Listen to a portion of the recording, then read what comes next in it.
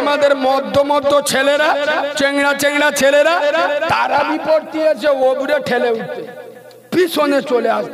তা মৌলভী সাহেব বলতে, ধারে তোরা ধেড়ে ধেড়ে মধ্য ইমামের পিছনে থাকবি, ওবরে উঠতিস কার পিছনে যাচ্ছি, বলে একটু হাবাতাস যাতে লাগে। সব মিশে কথা। কি জানি জানো, এ মাল সবার কাছে আসে না নি, নেট চালু আছে। ওদিকে কলকাতা চেন্নাইয়ের আইপিএল ম্যাচ চলতেছে, চিটিংবাজের বাচ্চা স্কোরটা চালু করে গেছে। ইমাম সাহেব দূরে কাতে ব্রেক মারবে, স্কোরটা দেখে নেবে। নবীর মেম্বারে বসে বলছি, যে জাতি খোদার ঘরে গিয়ে জুয়া ছাড়ে না, এ জাতির কপালে বিনা মেঘে বজ্রাঘাত পড়বে। গতকালকে এই আস্তে আস্তে আমি নেটে দেখছিলাম, গতকালকে রঘুনাথগঞ্জ থানায় এই আইপিএল এ জুয়া খেলতে গিয়ে একজন আত্মহত্যা করে মারা গেল। মুসলিম এলাকায় জুয়া করে চাপ বেড়েছে না কমেছে? এ বাবু, বিশেষ করে এই আইপিএল নিয়ে আমি নবিয়ানা মেম্বারে বলছি, হাজারো মুসলিম যুবক জুয়ায় টাকা লাগা। মুরব্বীরা জানে না আইপিএল এ 8টা 10টা টিম খেলা করছে। ধরো কলকাতা চেন্নাই খেলা হচ্ছে, করিম বলতে চেন্নাই জিতবে, ছাত্তার বলতে যে কলকাতা জিতবে, চল 500 গো বাজি। ঠিক বলছি না ভুল বলছি? ওদের হারামের রক্ত তৈরি হবে। এর মতো মুনাফিক মসজিদে গিয়ে নামাজ পড়ে, আগে হারাম খাওয়া ছাড়, হারামখোরের বাচ্চা। তুই না মুসলমান, তোর জন্য নবী তার নবুয়তের রক্ত ঝরিয়েছে। এই কথাগুলো কেন বলছি বুঝতে পারেন? একটু পরে বুঝতে পারবেন। তার আগে বলেনি, রাসূলুল্লাহ বলে যাচ্ছেন, এই হাদিস, এ কথা বাংলার মাটিতে বাঘের বাচ্চা ছাড়া কোনো বক্তা বলবে না। শুনে না, কারণ এসব বলতে গেলে 36 ইঞ্চি সিনা লাগবে। কেতাবে এসছে, যারা সুদের টাকা খায় আর যারা জুয়ার টাকা খায়, এক কথায় যারা সুদখোর আর যারা জুয়াখোর। আচ্ছা বলে, এরা নামাজ পড়তে যায় না? যায় না?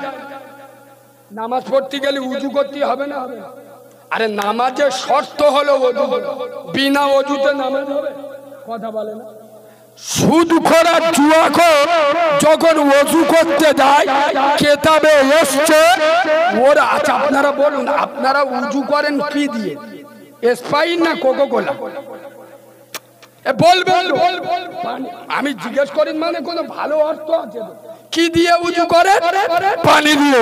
কিতাবে এসছে সুদখোর আর জুয়াখোর এরা যখন ওযু করতে যায়, এরা পানি দিয়ে ওযু করলো না, খিনজির মানে শরীর রক্ত দিয়ে উযু করলো।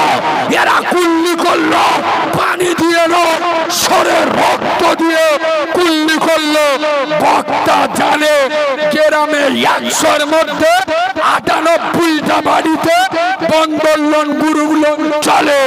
এ হাদিস যদি বলি, গ্রামের লোক রেগে যাবে, কমিটি খেপে যাবে, পরের বারে দাউদ। আর আমি নেটে বলি, এতগুলো নেটে কেন আছে? 15-20টা দেখতে পাচ্ছেন। আমি বলি, এই বাংলার মাটিতে হারামখোরের বাচ্চারা শুনেলো, তোদের দাওয়াতের পরও কারিমুল্লাহ জেহাদি করে না। 1 মাস ফোনে কথা বলিনি, চুপ করেছিলাম। ঈদের দিন থেকে আর বগরা ঈদ পর্যন্ত 155টা জলসা আল্লাহ দিয়েছে। রুজির মালিক তোরা হারাম খাবি আমরা বলবো না? তুই আমার দাউদ করিস কেন? এই চিটিংবাজ, তোর দাউদের পরও আমি করি না। দাওয়াত যখন করেছি, হক কথা বললে গায়ে লাগে, লাভলি পয়সা কম কেন বলিস? মালের ফেটে গেছে। এ বাবু, ওয়াজ কি করা হয়ে যাচ্ছে? তাহলে একটু নরমাল কত। পিছনে ভাইরা কি বলছো? আল্লাহর ওলিগুলো সব রেগে যাচ্ছে না? আব্বা একবার তাকবীর দি, একটু দিদি নারে তাকবীর। সে ভোসকা হাগা হলি যেরকম আওয়াজ। আল্লাহর নামে আওয়াজ দেবেন, শয়তানের চোখ হলুদ হয়ে যাবে।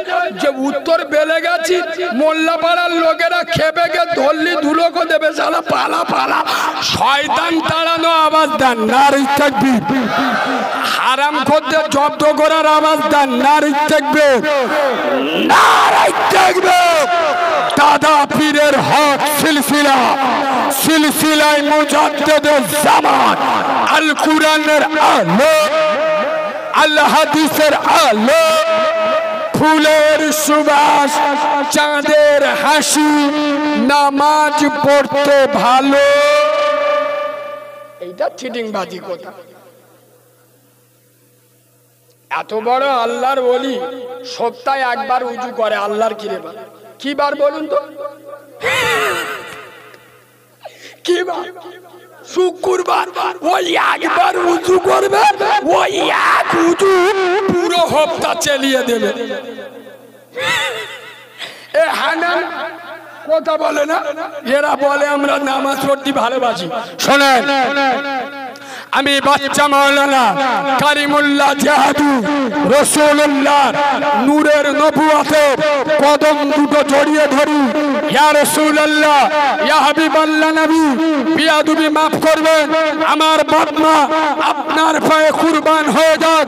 ও নবী, আমার ছোট্ট একটা জিজ্ঞাসা, আপনি তায়েফের কাফেররা যারা আপনার নবুয়তে রক্ত ঝরালো, তাদের বিরুদ্ধে বদদোয়া করলেন না, আপনার উম্মতে মুহাম্মাদীদের বিরুদ্ধে বদদোয়া করলেন কেন?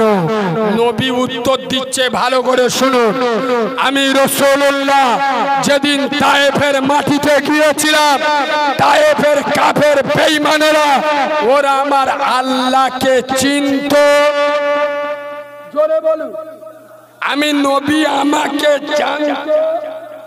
কথা বলুন, ওরা কোরআনকে, ওরা আল্লাহকে না চেনে, আমি রাসূল আমাকে না চিনে, কোরআনকে না বুঝে, ওরা যেদিন ইসলাম জেনেছে, কোরআন মেনেছে, আল্লাহকে চিনেছে, আমি রাসূল আমাকে আগলে ধরেছে, কিয়ামত পর্যন্ত ছেড়ে দেবে। কিন্তু আমি যেদিন প্রথম গিয়েছিলাম, ওরা আমার আল্লাহকে চিনত, আমি রাসূলকে জানত না। ওরা আল্লাহকে না জেনে, আমি রাসূল আমাকে না চিনে, কোরআনকে না বুঝে আমার উপরে আঘাত করেছে। তাই আমি ওদের বিরুদ্ধে বদদোয়া করি নাই। এই বেলেগাছির মুসলমানেরা বুকে হাত দিয়ে হলো, নামাজ না পড়লে গুনাহ হবে, রোজা না করলে জাহান্নামে যেতে হবে, সুদ খেলে মায়ের সাথে জেনা করার গুনাহ হয়, আপনার বাম্মার ভাত না দিলে জাহান্নামে যেতে হবে। কে জানে না? কথা বলে না এরা। আপনারা আল্লাহকে চেনেন না চেনেন? আরে রাসূলকে জানেন না জানেন না? শরীয়ত বোঝেন না বোঝেন না? তায়েফবাসীরা না বুঝে নবীর উপরে আঘাত করে, তাই নবী ওদের বিরুদ্ধে বদদোয়া করেনি।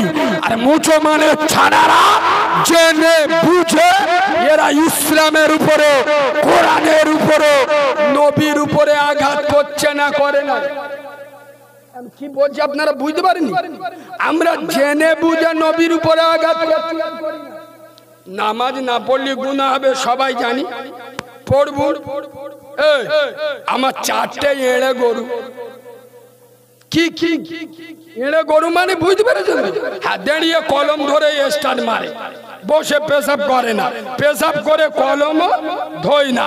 বলতে তো আমার 4টে বেটা, একজন কলকাতায় থাকে, একজন দিল্লি থাকে, একজন গুজরাট থাকে, একজন ব্যাঙ্গালোর থাকে। আমার 10 বিঘে জায়গা, 3 তলা বাড়ি। এই তো আমি নামাজ পড়ি না, আল্লাহ আমার কি করে, আল্লাহ কি করবে, কি করেনি? আরে ঠিক বলছি না ভুল বলছি? আরে বাঁদরের বাচ্চা, মুনাফিকের বাচ্চা, কান খুলে শুনে লো, আল্লাহ যেদিন ধরবে, আল্লাহর মারের কোনো আওয়াজ হয়? তোর 4টে বেটা না ধুনে ভাত খাবি, বাবু কবরে যাবি, বেটারা পেশাব পেলে জীবনে কবরে পেশাব করতে যাবি, মনে রাখবি টাকা থাকবে, খাবার ক্ষমতা আল্লাহ তুলে নেবে। এই বাবু আমি ওয়াজ করতে করতে রেগে যাই কেন? এই এলাকায় বহুত আলেম উলামা আছে, সমস্ত আলেম উলামাদের পাঁচ জুতো আমি মাথায় রাখি।